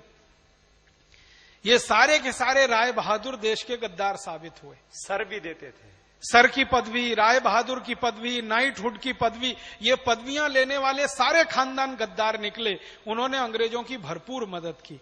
सबसे बड़ा परिवार जिसने अंग्रेजों की मदद की 1857 की बगावत के बाद, पटियाला का परिवार, जो आज भी जिंदा है। और उसी परिवार का एक आदमी मुख्यमंत्री बनता रहता है पंजाब का। बहुत शर्म आती है मुझे पटियाला वालों को ये कहते हुए, हमारे कुछ मित्र बैठे हैं यहां पटियाला के। पटियाला के नवाब खानदान ने, राजा खानदान ने 1857 की क्रांति के बाद क्रांतिकारियों की मदद नहीं की, अंग्रेजों की मदद की। और उन्होंने एक पत्र भेजा जिसकी फोटोकॉपी कभी भी मैं पूरे देश को दिखाऊंगा। उस पत्र में उन्होंने लिखा कि आप चिंता मत करिए, अंग्रेजों को कहा आप चिंता मत करिए, वापस भारत में आइए, मैं आपको 20,000 सैनिक दूंगा और 20 करोड़ स्वर्ण मुद्राएं दूंगा, आप फिर भारत में आकर अपना राज्य स्थापित करिए। तो पटियाला के नवाब के कहने पर अंग्रेज आ गए। इसी तरह जींद का एक नवाब था, हरियाणा में जींद राज्य था, वहां के नवाब ने अंग्रेजों की मदद की। फिर ग्वालियर का ये जो खानदान है, सिंधिया खानदान, इसने अंग्रेजों की मदद की। ऐसे भारत में एक सालार जंग खानदान है वहां का, हैदराबाद का, जिसको निजाम कहते थे हैदराबाद का, उसने मदद। ऐसे 10-12 बड़े परिवार थे जिन्होंने करोड़ों स्वर्ण मुद्राएं अंग्रेजों को दी और अपने सैनिक भी दिए लड़ने को। तो उनकी मदद से अंग्रेजों ने वापस हिंदुस्तान में प्रवेश किया और क्रांतिकारियों का कत्लेआम किया। फिर 1 सितंबर 1857 से लेकर 1 नवंबर 1858 तक हिंदुस्तान के करीब करीब 7.5 लाख से ज्यादा क्रांतिकारियों को अंग्रेजों ने कत्ल कर दिया। और कैसे कत्ल किया? एक बिठूर नाम का छोटा सा शहर है कानपुर के नजदीक, वहां के 2 बड़े क्रांतिकारी थे इस देश में, नाना साहब पेशवा और तात्या टोपे। ये दोनों क्रांतिकारियों के शहर के 24,000 लोगों को गोली से मार दिया या तलवार के मौत की घाट उतार दिया अंग्रेजों ने। 3 महीने के छोटे बच्चे से लेकर 90 साल के बुजुर्ग तक सबको खत्म कर दिया अंग्रेजों ने। अपराध क्या था उनका? कोई अपराध नहीं था, बस एक ही अपराध था कि वो तात्या टोपे और नाना साहब पेशवा के शहर में रहते थे। तो अंग्रेज कहते थे ये सब बगावत करेंगे और क्रांतिकारी बनेंगे, इसलिए सबको कत्लेआम करो। और ये कत्लेआम अंग्रेजों ने भारत के पटियाला नवाब, माने पटियाला राजा, जींद का राजा, ग्वालियर का सिंधिया खानदान, इनके सैनिकों की मदद से किया था। और ये सारे कत्लेआम पूरे देश में हुए। अंग्रेजों की सरकार फिर स्थापित हो गई। फिर अंग्रेजों की सरकार जब स्थापित हुई तो क्वीन विक्टोरिया ने एक ऐलान किया। 1 नवंबर 1858 को वो ऐलान भारत के बड़े बड़े अखबारों में छपा। उस जमाने में अंग्रेजी कोई अखबार निकलते थे, उनमें छपा। उस ऐलान में कहा गया कि आज के बाद भारत में कंपनी की सरकार नहीं चलेगी, कानून की सरकार चलेगी। माने 1 नवंबर 1858 तक कंपनी की सरकार चलती थी। कंपनी माने ईस्ट इंडिया कंपनी। फिर कानून की सरकार चलेगी, लेकिन वो कानून कौन बनाएगा? वो कानून अंग्रेजों की संसद बनाएगी, ब्रिटिश पार्लियामेंट बनाएगी, और उसके आधार पर यह देश चलाया जाएगा। अब ब्रिटिश पार्लियामेंट में कानून बनाने के लिए बहस क्या हुई? ब्रिटिश पार्लियामेंट में बहस यह हुई कि कानून ऐसे बनाए जाने चाहिए कि सारे भारतवासी कभी भी दोबारा से खड़े ना हो सकें और अंग्रेजों के खिलाफ बगावत ना कर सकें। तो सबसे पहला कानून जानते हैं क्या आया? सबसे पहला कानून, आपको हैरानी होगी जानकर, अंग्रेजों के खिलाफ जो बगावत हुई थी वो सशस्त्र बगावत थी, उसमें हथियारों का इस्तेमाल हुआ था। अंग्रेजों ने सबसे पहला कानून बनाया कि भारत में हथियार वही रख सकेगा जिसके पास लाइसेंस होगा। लाइसेंस जिसके पास नहीं होगा वो हथियार रखने का अधिकारी नहीं होगा। तो अंग्रेजों ने क्या किया? लाइसेंसिंग ऑफ आर्म्स एक्ट, ये पहला कानून बनाया। और इस कानून के आधार पर क्या किया गया? घर घर की तलाशियां ली गई। किसके घर में बंदूक है, किसके घर में हंसिया है, छुरा है, चाकू है, क्या क्या हथियार है, वो सब अंग्रेजों ने छीन लिए, क्योंकि अंग्रेजों को डर था इन्हीं हथियारों की मदद से भारतवासी दोबारा फिर बगावत कर सकते हैं। तो सबसे पहले उन्होंने लाइसेंसिंग ऑफ आर्म्स एक्ट बना के हथियार छीनने का कानून बनाया। और एक बार भारतवासियों के हथियार छिन गए तो भारतवासी कमजोर हो गए, और वो कमजोरी इतनी भारी पड़ी कि अगले 90 साल तक फिर अंग्रेजों की गुलामी हमें सहन करनी पड़ी। ये एक कानून बनाया उन्होंने। ये कानून दुर्भाग्य से आजादी के 62 साल के बाद भी अभी चल रहा है इस देश में। मालूम है, हथियार वही रख सकता है जिसके पास लाइसेंस हो सकता है, और लाइसेंस देने का काम सरकार करती है। पहले काले गोरे अंग्रेजों की सरकार वो काम करती थी, अब काले अंग्रेजों की। लेकिन आजकल ऐसा दूसरा होता है राजीव भाई, शरीफ आदमी लाइसेंस लेकर के हथियार खरीदता है और जो गुंडा होता है वो बिना लाइसेंस वाला। तो अब उल्टा चल रहा है। तो एक कानून की मैंने मिसाल दी। दूसरा एक कानून अंग्रेजों ने बनाया, Indian police act. Police act बनाया वो ये कि हर भारतवासी कभी भी अंग्रेजों के खिलाफ कुछ ना करे, उसको मारकर, पीटकर, दबाकर, कुचलकर कंट्रोल करने के लिए एक एजेंसी चाहिए। तो पुलिस नाम की एक व्यवस्था उन्होंने खड़ी की। आपको मालूम है 1858 से पहले इस देश में कोई पुलिस नहीं थी। किसी भी राजा ने पुलिस नहीं रखी। आर्मी रखी, सेना होती थी, पुलिस नहीं होती थी, क्योंकि पुलिस की जरूरत नहीं थी। अपने ही लोगों को मारना, पीटना, दबाना, धमकाना ये कौन करता है? कोई राजा अपनी प्रजा को ये अत्याचार करेगा? लेकिन अंग्रेजों ने पुलिस बनाई जिसका नाम रखा इंडियन पुलिस एक्ट। और उसमें जो आधार दिया वो ये कि हर पुलिस वाले को राइट टू ऑफेंस होगा, किसी भी भारतीय नागरिक को राइट टू डिफेंस नहीं होगा। माने कोई भी अंग्रेज पुलिस अधिकारी किसी भी दिन गला पकड़ के आपको लाठी से मारने लगे तो आपको लाठी पकड़ने का भी अधिकार नहीं होगा, आप सिर्फ पिटते रहिए। और अगर उस पुलिस अधिकारी की लाठी आपने पकड़ ली अपना डिफेंस करने के लिए तो केस आपके खिलाफ बनेगा कि अंग्रेज अधिकारी को ड्यूटी करने से आपने रोका। जानते हैं आप, यही राइट टू ऑफेंस वाला कानून, इंडियन पुलिस एक्ट वाला, आजादी के 62 साल के बाद भी अभी भी चल रहा है। कोई पुलिस वाला सड़क चलते आपको रोक ले और आपके पैर में 2 लठ जमा दे, आप उसका कुछ नहीं बिगाड़ सकते। और कोई पुलिस वाला तैश में आ जाए और निकाल के गोली मार दे तो भी आप उसको फांसी के फंदे पर नहीं चढ़ा सकते। हमारे देश में पुलिस एनकाउंटर में सैकड़ों लोग निर्दोष मारे जाते हैं और किसी पुलिस वाले को फांसी नहीं होती इस देश में। बहुत रेयर केस होते हैं जिनमें सुप्रीम कोर्ट भी आ जाए। सुप्रीम कोर्ट ने तो महाराज साहब इसको बोल दिया है कि पुलिस व्यवस्था खाकी वर्दी के सबसे बड़े गुंडे हैं जो इस देश में पल रहे हैं। अंग्रेजों के इसमें थोड़ा सा संशोधन करते हैं हम राजीव भाई। इसमें अच्छे पुलिस वाले यदि किसी अपराधी को गोली से मार देते हैं तो उनको जेल में ठोक दिया जाता है। जो किसी आतंकवादी को, किसी अपराधी को, किसी गुंडे को, कोई भैया, जो मुंबई में तो क्या बोलते हैं उनको सब, डॉन लोग, डॉन माफिया, डॉन को, माफिया को, डॉन को मारता है तो उसके ऊपर तो एक लगता है, लेकिन वो हिंदुस्तानी को मारेगा तो नहीं लगेगा, तब उसको एनकाउंटर मान लिया जाएगा। तो थोड़ा सा हमारे, एक बात मैं और कहना चाहता हूं, पुलिस में अच्छे भी लोग हैं राजीव भाई लेकिन उन अच्छों की संख्या हमें बढ़ानी है। 1% से कम है अच्छों की संख्या, लेकिन वो अच्छे भी गलत कानून के नीचे रहकर मजबूर है।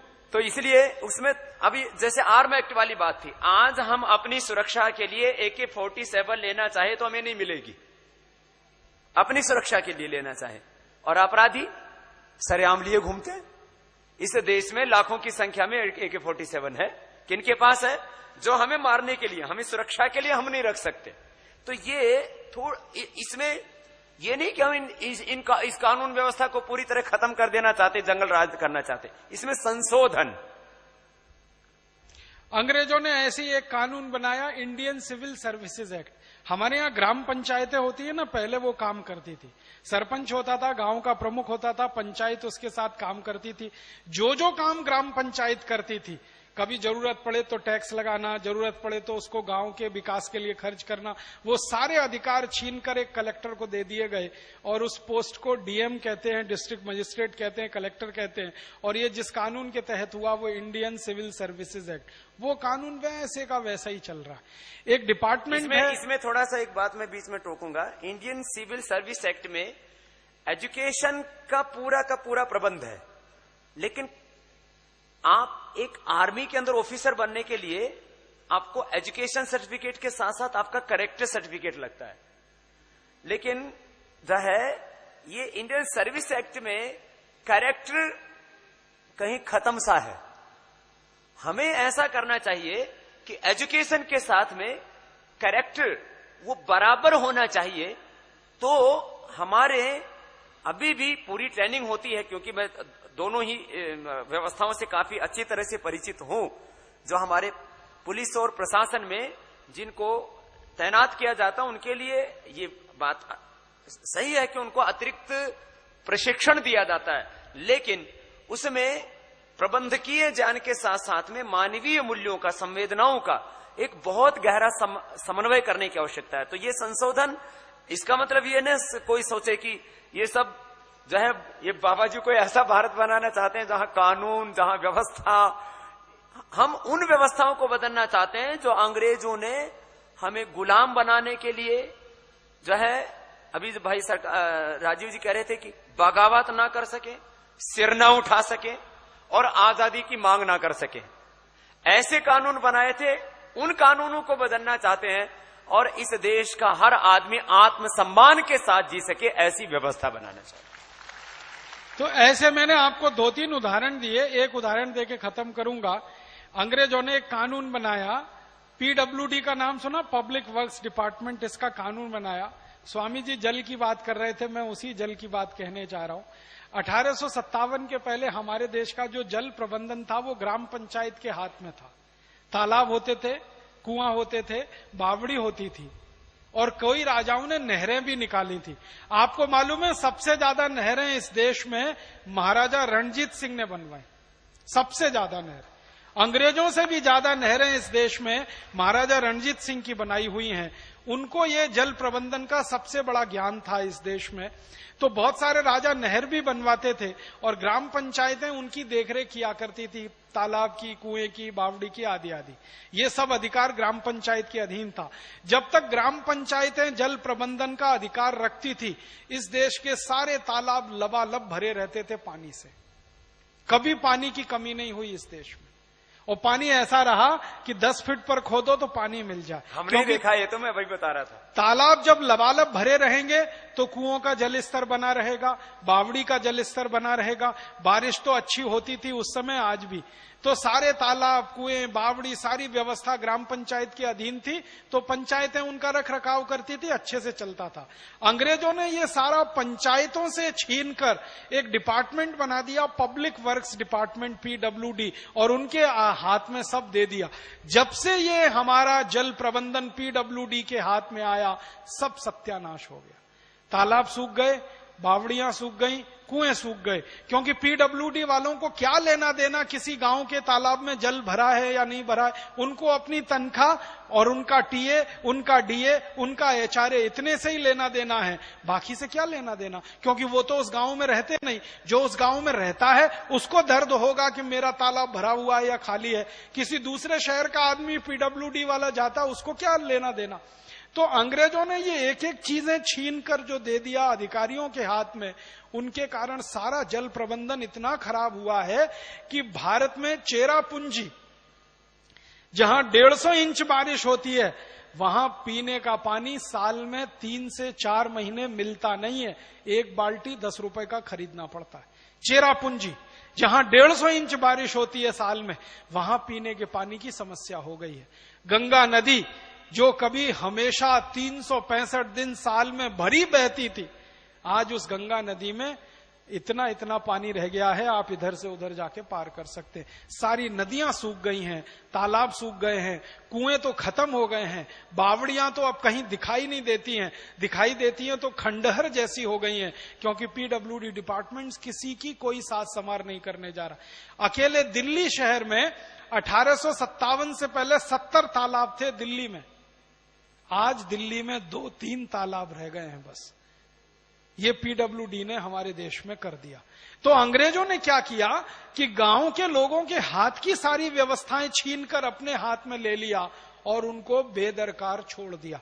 मैंने अंग्रेजों की सरकार के 250 साल पर एक वो एनालिसिस किया है। लगभग 200 साल अंग्रेजों की सरकार रही, तो 200 साल में अंग्रेजों के सारे खर्चे, जो सरकार के खर्चे हैं, इसमें मालूम है सबसे कम खर्चा है वो जल प्रबंधन का है। 200 साल अंग्रेजों ने राज किया, हर साल वो बजट बनाते थे और बजट इस देश के सामने, माने अंग्रेजों की सरकार के सामने प्रस्तुत होता था। तो आपको कल्पना एक बताता हूं, अगर 100 करोड़ रुपए का बजट होता था तो पानी का खर्चा कभी भी 1 लाख रुपए से ज्यादा उन्होंने नहीं किया। 100 करोड़ के बजट में अगर निकालेंगे तो 0.001% निकलेगा, इतना कम। माने कुल खर्चे का 0.01%, 0.001% पानी का खर्चा सबसे कम, क्योंकि अंग्रेज चाहते थे कि ये देश प्यासा मरे और इस देश के किसान फसल ना कर सकें, ताकि उनकी समृद्धि ना बढ़े, ताकि वो अंग्रेजों के खिलाफ बगावत करने वाले जवान पैदा ना कर सकें। ये सारी साजिश के तहत हुआ। तो किसानों को पूरी तरह से बर्बाद करना है तो पानी उनका छीन लो, किसान सब बर्बाद हो जाएंगे, खेती करेंगे कैसे। तो पानी तो अंग्रेजों ने छीना है। और आपको मैं एक जगह का कभी एक दस्तावेज दिखाऊंगा, मौका मिला। उड़ीसा का मेरे पास एक दस्तावेज है सन 1870 के आसपास का, जिसमें एक अंग्रेज कलेक्टर ने नियम बना दिया कि जो नहर होती है ना, नहर में पानी तो छोड़ने का अधिकार सरकार के हाथ में है ना, कब पानी छोड़ना कब नहीं छोड़ना। तो 1870 में गंजाम जिले के कलेक्टर ने एक नोटिफिकेशन जारी किया कि पानी नहर में उन दिनों में छोड़ा जाए जब खेत में फसल ना हो, जब फसल खेत में खड़ी हो पानी नहीं छोड़ा जाए नहर में। ये आदेश जारी किया गंजाम के कलेक्टर ने। और उस जमाने का गंजाम जिला आज के उड़ीसा के 16 जिलों के बराबर है। ये एक जगह का मेरे पास दस्तावेज है, अगर ढूंढूंगा तो ऐसे सैकड़ों दस्तावेज और मिल जाएंगे। कभी हमें अभी ढूंढने हैं, बहुत सारे दस्तावेज हमारे हाथ में नहीं है, लेकिन एक जिले का मेरे पास है। हो सकता है संपूर्ण भारत देश के सभी जिलों में ऐसे ही कलेक्टरों के आदेश जारी हुए हों कि जब किसानों की फसल खड़ी हो तो नहर में पानी नहीं छोड़ा जाए, और जब फसल नहीं है तब पानी छोड़ा जाए। इस तरह के कानून बना के अंग्रेजों ने बर्बाद किया है इस देश को। और दुर्भाग्य से ये सब कानूनों की संख्या है 34,735। 34,735 कानून उन्होंने बनाए थे इस देश को खत्म करने के लिए पूरी तरह से। अब वही कानून आजादी के 64-62 साल के बाद भी चल रहे हैं, उनमें थोड़ा थोड़ा संशोधन हुआ है। आईपीसी बनाया, इंडियन पिनल कोड, सीआरपीसी बनाया, सीपीसी बनाया, civil procedure code, criminal procedure code, land acquisition act बनाया उन्होंने, इंडियन फॉरेस्ट एक्ट बनाया। इंटरेस्टिंग बात बताता हूं आपको, एक कानून बनाया इंडियन फॉरेस्ट एक्ट 1872 में, भारतीय वन संरक्षण अधिनियम। फिर इंडियन फॉरेस्ट कंजर्वेशन एक्ट बनाया। एक बार एक मामला आया अंग्रेजों की अदालत में, ये मैं दस्तावेज के आधार पर कह रहा हूं। जबलपुर के कोर्ट में एक अंग्रेजी सरकार के सामने मुकदमा आया था। एक बूढ़ी महिला वो अपना चूल्हा जलाने के लिए जंगल से कुछ लकड़ी लाई और उसने लकड़ी लगा के अपनी रोटी बनाई। एक पुलिस ऑफिसर ने उसको पकड़ लिया कि तुमने जंगल से लकड़ी लाई, ये कानून के विरोध में है, जंगल से लकड़ी चुनाना कानूनन अपराध है, उसमें जेल हो जाती है। तो उस महिला को पकड़कर जेल में ले गए। उसके ऊपर मुकदमा शुरू हुआ। तो मुकदमे में जज ने उससे पूछा कि तुम्हारा कोई वकील है? उस महिला ने कहा मेरे पास खाने को रोटी नहीं है, वकील कहां से लाऊंगी, मैं ही मेरी वकील हूं। तो न्यायाधीश ने पूछा तुमको कुछ कहना है? तो उस महिला ने क्या कहा था वो मैं आपको वैसे का वैसा ही सुनाता हूं। अंग्रेजों के दस्तावेज के आधार पर ये सारी बात कर रहा हूं। महिला कहती है कि अगर मैं अपने चूल्हे में लकड़ी जलाने के लिए जंगल से ना लाऊं तो अपनी रोटी बनाने के लिए दोनों हाथ जलाऊं क्या? और उस महिला ने हमारी आंखें खोली, माने हमारे जैसे लोगों की। वो महिला कहती है कि ठेकेदार करोड़ों टन लकड़ी काट कर ले जाता है, उसको खुली छूट है, और मैं रोटी बनाने के लिए अगर 2 लकड़ी ले आई तो मुझे पुलिस की सजा है। ये कौन सा कानून अंग्रेजों ने बनाया है? दुर्भाग्य से ये कानून अंग्रेजों के जाने के 62 साल के बाद भी चल रहा है। साधारण गांव के गरीब लोग जंगल में अगर लकड़ियां उठा लाएं तो फॉरेस्ट डिपार्टमेंट के लोग उनको जितना अत्याचार करते हैं आप सोच नहीं सकते। और इसी देश में ठेकेदारों को सैकड़ों किलोमीटर जंगल कट गए, सैकड़ों किलोमीटर के जंगल काट दिए ठेकेदारों ने। सरकार के कान पर जू नहीं रेंगती। चलते चलते एक छोटी सी बात कहता हूं, इंडियन एविडेंस एक्ट के बारे में बोलना है। हाँ, इसमें एक छोटी सी बात कहता हूं। हिंदुस्तान में मालूम है सबसे ज्यादा लकड़ी किसके लिए कटती है? सरकार के लिए। सबसे ज्यादा लकड़ी सरकार के लिए कटती है। और आपको एक दूसरी जानकारी मालूम है? क्या सरकार को फूकने के लिए कटती है क्या? है? सुनिए महाराज जी, मैंने बड़ा खोजा इस पर कि सरकार करती क्या है लकड़ी का। सबसे ज्यादा लकड़ी सरकार के लिए कटती है इस देश में। सारे ठेकेदार जो लकड़ी काटते हैं वो सरकार के लिए काटते हैं और सरकार के आदेश पर काटते हैं। सरकार वो लकड़ी नीलामी में देती है सिगरेट बनाने वाली कंपनियों को। और इस हिंदुस्तान में हर साल 20 अरब सिगरेट का उत्पादन होता है और 500 सिगरेट बनाने में पूरा एक पेड़ कट जाता है। सिगरेट है ना, उसके ऊपर कागज लपेटा हुआ होता है। वो कागज सबसे बेहतरीन लकड़ी से ही बनता है, क्योंकि सिगरेट का कागज बहुत संवेदनशील होता है, जरा सा सुलगाओ तो जल जाए। सिगरेट के ऊपर जो कागज लपेटा जाता है उसके लिए, फिर सिगरेट को पैकेट में बंद करने के लिए जो कागज खर्च होता है उसके लिए, मैंने एवरेज निकाला 500 सिगरेट अगर पैकेट में बंद हो गई बनकर तो एक भरा पूरा पेड़ कट जाता है इस देश में। करोड़ों पेड़ हर साल इस देश में कटते हैं सिगरेट बनाने के लिए।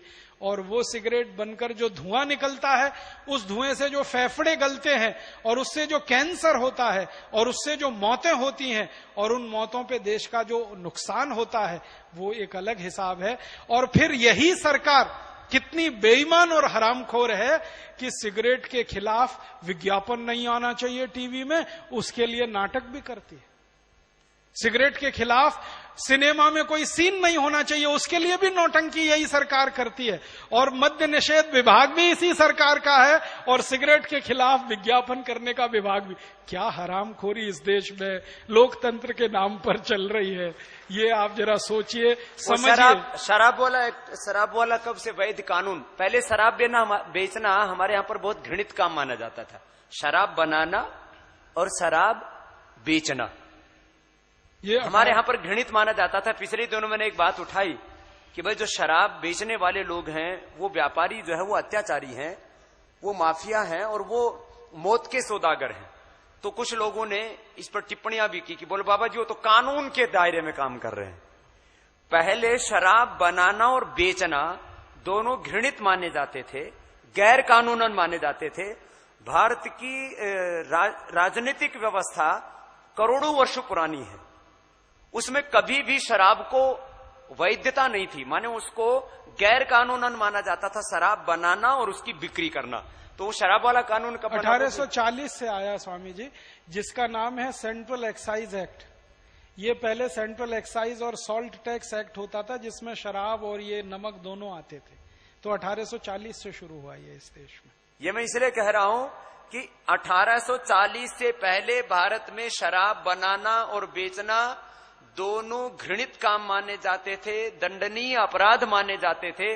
आज शराब बेचने वालों को, शराब बनाने वालों को पुरस्कृत किया जाता है और कानूनन उसको वैध माना जाता है। इसलिए मतलब अभी बीच में 2-4 बात और कहनी है हमको। एक बात हम कहना चाहते हैं कि लोग कहते हैं कि कानून से बड़ा कोई नहीं होता, कानून अपना काम करेगा, चाहे देश बर्बाद हो जाए, तबाह हो जाए, माँ बहन बेटियों के साथ बलात्कार हो, अत्याचार हो, देश का यौवन बर्बाद हो जाए, देश का बचपन नशों में बर्बाद हो जाए, उनके लिए कानून अपना काम करेगा। कानून कहता है शराब बनाओ, कानून कहता है तम्बाकू खूब उगाओ, खूब बच्चों को, बूढ़ों को, बीमारों को, बहनों को, बेटियों को, सबको खिलाओ। हम कहते हैं कि कानून सबसे बड़ा नहीं होता, देश सबसे बड़ा होता है। देश सबसे बड़ा होता है, और जो कानून देश के खिलाफ है उनको बदल देना चाहिए। तो ये एक दर्शन है। हम कहते हैं कानून सबसे बड़ा नहीं, देश सबसे बड़ा होता है। देश अपना काम करेगा और देश से बड़ा कोई नहीं होता है। ये अंतर है, ये है कानून व्यवस्था में। और अभी उसमें थोड़ा 1-2 बातें और हम जोड़ देना चाह रहे हैं। ये इंडियन एविडेंस एक्ट, जिसके कारण से देश के 3 से 4 करोड़ लोगों को न्याय नहीं मिल रहा और करीब 10 करोड़ लोग न्यायालयों के चक्कर काट रहे हैं। आप सोच सकते हो कितना।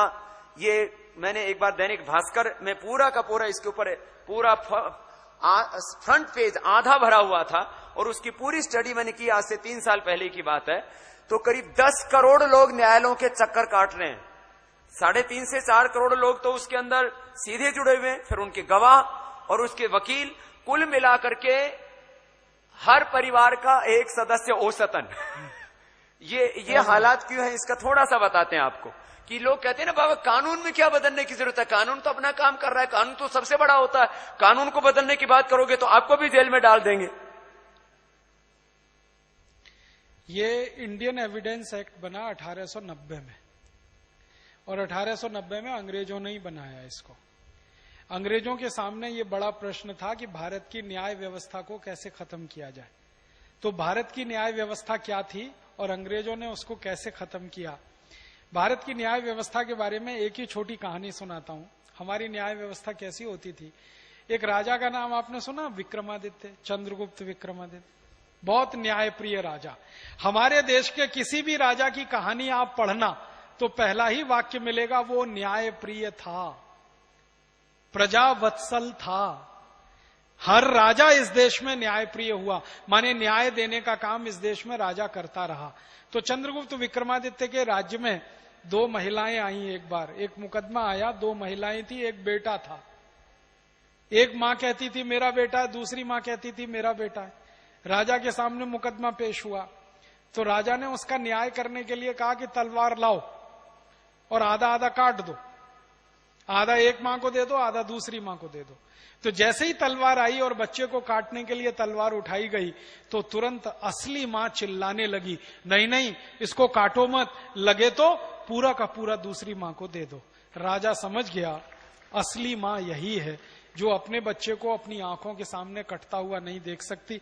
तो नकली मां से बेटा छीनकर असली मां को दे दिया। 2 मिनट में पूरे मुकदमे का फैसला हो गया। ये थी भारत की न्याय व्यवस्था, जिसमें न्याय मिलता था और तत्काल मिलता था, इमीडिएट। अब अंग्रेजी न्याय व्यवस्था में जरा इस मुकदमे का अध्ययन किया जाए। अंग्रेजों का इस देश में एक चलता है इंडियन एविडेंस एक्ट, साक्ष्य अधिनियम जिसको कहते हैं। फिर एक चलता है इंडियन पीनल कोड, दंड संहिता जिसको कहते हैं। तो आईपीसी और इंडियन साक्ष्य अधिनियम माने भारतीय साक्ष्य अधिनियम के आधार पर यही मुकदमा किसी भी अदालत में आ जाए तो मैं विनम्रता पूर्वक कहता हूं कि 20 साल तक ये मुकदमा चलेगा, तय नहीं हो पाएगा कौन असली मां है कौन नकली मां है। हो सकता है दोनों माताएं मर जाएं और बेटा भी बड़ा जवान होके स्वर्गवासी हो जाए, लेकिन मुकदमा चलता ही रहे चलता ही रहे चलता ही रहे। ये है अंग्रेजों की न्याय व्यवस्था। साक्ष्य के साथ में सत्य नहीं जुड़ा हुआ। हाँ, अब इसमें साक्ष्यों के साथ सत्य को जोड़ना चाहते हैं, संशोधन वाली जो बात है। अब इसमें सबसे बड़ी मुश्किल क्या है कि सबूत आधारित आप सब काम करना चाहते हैं। गवाह और सबूत ये दोनों ही बदले जा सकते हैं।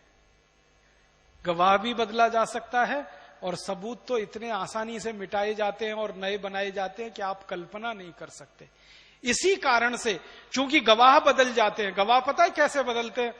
पुलिस उनका एक बयान लेती है और अदालत में जैसे ही वो गवाह खड़ा होता है तुरंत मुकरता है और कहता है कि पुलिस ने ये मेरे ऊपर अत्याचार करके लिखवा लिया। ठीक है, अब जैसे ही ये वो कहेगा तो मुकदमा जो 20 मिनट में फैसला होना चाहिए वो 10 साल तक ऐसे ही लटकता रहेगा, क्योंकि हर गवाह यही कहेगा कि पुलिस ने मेरे से जबरदस्ती लिखवा लिया, मुझे मारा, मुझे पीटा, मेरे ऊपर दबाव डाला, मैं क्या करूं, मैंने मजबूरी में लिख दिया। अदालत में जाकर हर गवाह ये बदलता है और इसी कारण अंग्रेजी न्याय व्यवस्था में कन्विक्शन रेट 5% है। कन्विक्शन रेट समझते हैं? 100 लोगों के ऊपर अगर मुकदमा किया जाए तो सिर्फ 5 को ही सजा होती है, 95 को सजा होती ही नहीं है। वो कभी ना कभी अदालत से बाइज्जत बरी हो जाते हैं। तो 100 मुकदमे अगर सरकार करती है और उसमें 5 को ही सजा होती है और 95 छूटते हैं, इसका माने न्याय के नाम पर इसका माने या तो 95 मुकदमे झूठे, या सरकार झूठी, या पुलिस व्यवस्था झूठी, या न्याय व्यवस्था कमजोर। ये इंडियन एविडेंस एक्ट ने ऐसा सत्यानाश कर रखा है हमारे देश में कि सत्य वहां महत्व का नहीं है, सबूत गवाह वो महत्व का है। कई बार पुलिस ऑफिसर कहते हैं सत्य क्या है हमें मालूम है, लेकिन गवाह नहीं है, क्या करें? सबूत नहीं है, क्या करें? न सजा दिलवा सकते हैं न सजा किसी की करवा सकते। तो समस्या हमारे देश में ये, और न्यायाधीश को सत्य की पहचान करने के लिए बिठाया जाता है। वो न्यायाधीश भी सबूत और गवाह के आधार पर सत्य को खोजता है। आपको मालूम है, न्यायाधीश भी सबूत देखेगा, गवाह देखेगा, तब सत्य की पहचान करेगा। सत्य तो अपने आप में ही पूर्ण होता है, उसको कोई गवाह की जरूरत नहीं होती, उसको कोई सबूत की जरूरत नहीं होती। एक उदाहरण दे दूं आपको, अंग्रेजी न्याय व्यवस्था का कैसा मजाक इस देश में चल रहा है। आपने देखा बंबई में 26 नवंबर को जिन लोगों ने गोलियां चलाई, आतंकवादियों ने पाकिस्तान से आकर और सैकड़ों लोगों को मार डाला, उनमें से एक बचा है। एक बचा है कि नहीं? अब उसके ऊपर नौटंकी चल रही है कि नहीं? हमारे को सत्य मालूम है कि इसने 87 लोगों को मारा या पता नहीं 67 लोगों को मारा। खत्म कर देना चाहिए अब तक उस मुकदमे को, 10 मिनट का काम है। अब उसमें सबूत खोजे जा रहे हैं, गवाह ढूंढे जा रहे हैं, उनको पकड़कर लाया जा रहा उसके सामने पेश किया जा रहा है, और वो मक्कार आतंकवादी मजाक बना रहा है, हंस रहा है, भारतीय न्याय व्यवस्था पर हंस रहा है। और दुर्भाग्य से वो न्याय व्यवस्था हमारी नहीं है, वो अंग्रेजों की है। तो अंग्रेजों की बनाई गई ये न्याय व्यवस्था, अंग्रेजों की बनाई गई प्रशासनिक व्यवस्था, पुलिस व्यवस्था, इसमें बहुत सुधार करने की जरूरत है। और ये सुधार आप हम मिलकर ही कर पाएंगे। कोई राजनीतिक दल अगर इनको करना चाहता तो 62 साल में अब तक हो गया होता। राजनीतिक दलों को कुछ पड़ी नहीं है, उनको लगता है कि पुलिस का जैसा इस्तेमाल अंग्रेज करते थे वैसे ही आज राजनीतिक दल पुलिस का इस्तेमाल करते हैं। कलेक्टर का इस्तेमाल जैसे अंग्रेज करते थे वैसे ही आज भी करते। मैंने एक पुलिस अधिकारी को, बहुत सीनियर पुलिस अधिकारी, नाम नहीं लूंगा, उसको ये कहते जब मैंने सुना तो मुझे, बहुत सीनियर ऑफिस अधिकारी पुलिस के, कि राजनेता पुलिस को अपनी रखैल की तरह प्रयोग करना चाहते हैं, इसलिए कानून व्यवस्था नहीं बदलते। बिल्कुल इतने ज्यादा घटिया बात ये। और कई सीनियर पुलिस ऑफिसर्स कहते हैं कि ये व्यवस्था हमारी बदलनी चाहिए, लेकिन हमारी कोई सुन नहीं रहा। क्यों? क्योंकि जैसे अंग्रेज प्रयोग करते थे पुलिस का अत्याचार करने के लिए, वैसे ये लोग कर रहे हैं। ये तो आज हमारी इस देश के करोड़ों लोग ताकत बन गए हैं, नहीं तो हमें यहां 1 मिनट नहीं बैठने दे, यहां पतंजलि योगपीठ में।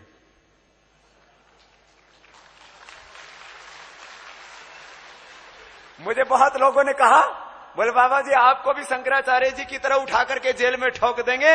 मैंने कहा हम ताल ठोक के कहते हैं, जिसकी हिम्मत है आकर के ठोक के दिखाए जेल के अंदर, फिर हम दिखाएंगे।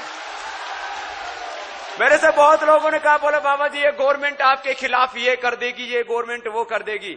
मैंने कहा मैं जो ईश्वरीय कानून व्यवस्था है और जो मानवीय कानून व्यवस्था है उसको पूरी तरह से मानता हूं, और मैं एक भी काम गैर कानूनन नहीं करता। लेकिन कोई षड्यंत्र करके हमें जेलों के अंदर ठोकेगा, उस दिन हम बता देंगे कि कानून क्या होता है। तो इस देश में ये हिम्मत करने वाले तो कितने लोग होंगे जिनके साथ करोड़ों लोग खड़े होंगे। आज ये माना कि देश के करोड़ों लोग हमारे साथ खड़े, लेकिन एक बेचारे गरीब आम आदमी को कभी भी रात को 12 बजे जाकर के पुलिस उठा ले जाती है और उसको थाने में ठोक देती है। 6-6 महीने जमानत नहीं होती है, 12-12 सालों तक लोग जेलों में सड़ते रहते हैं। आप कह दो और कुछ कहना है? मुझे तो बस ये एक आखिरी ही बात कहनी है कि हिंदुस्तान में इस बात को गंभीरता से, क्योंकि मैं बीच में इसलिए बोला कि ये बात बीच में आ रही थी, इसलिए मैंने इस बात को कहा।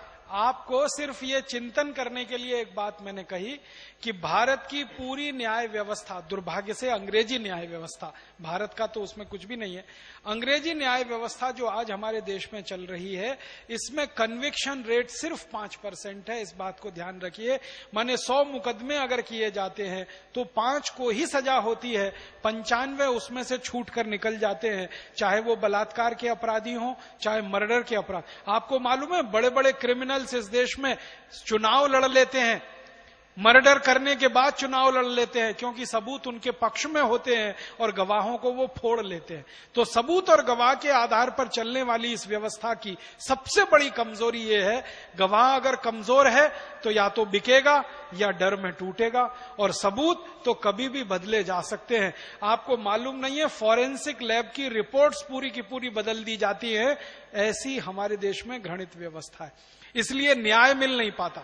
3.5 करोड़ मुकदमे पेंडिंग हैं, वो इसी कारण से पेंडिंग है। Indian evidence act, Indian penal code, criminal procedure code और सिविल प्रोसीजर कोड, ये सब अंग्रेजों के जमाने के ड्राफ्ट किए हुए हैं। उनका कहना ही ये था अंग्रेजों का, न्याय किसी को मिलना नहीं चाहिए, अन्याय हमेशा हरदम हर एक पर होना चाहिए, तभी ये लोग गुलाम बनेंगे। तो अन्याय करने के लिए जो व्यवस्था उन्होंने बनाई है, दुर्भाग्य से हम उसको न्याय व्यवस्था कहते हैं। और मैं विनम्रता पूर्वक कहता हूं, न्यायाधीश कोई नहीं है इस देश में, सब कायदाधीश हैं,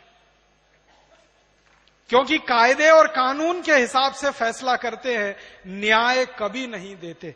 मैं आपको एक उदाहरण से कहता हूं, एक कानून है हमारे देश में, वो ये कहता है कि गाय को अगर आप डंडे से मारोगे तो आपको जेल हो जाएगी, और उसी गाय का आप कत्ल कर दोगे और मांस बेचोगे तो सरकार की तरफ से करोड़ों रुपए की सब्सिडी मिलेगी। तो गाय का कत्ल करने पर करोड़ों रुपए की सब्सिडी है, और उसको डंडे से पीटा तो जेल हो जाएगी। क्या न्याय व्यवस्था है इस देश में?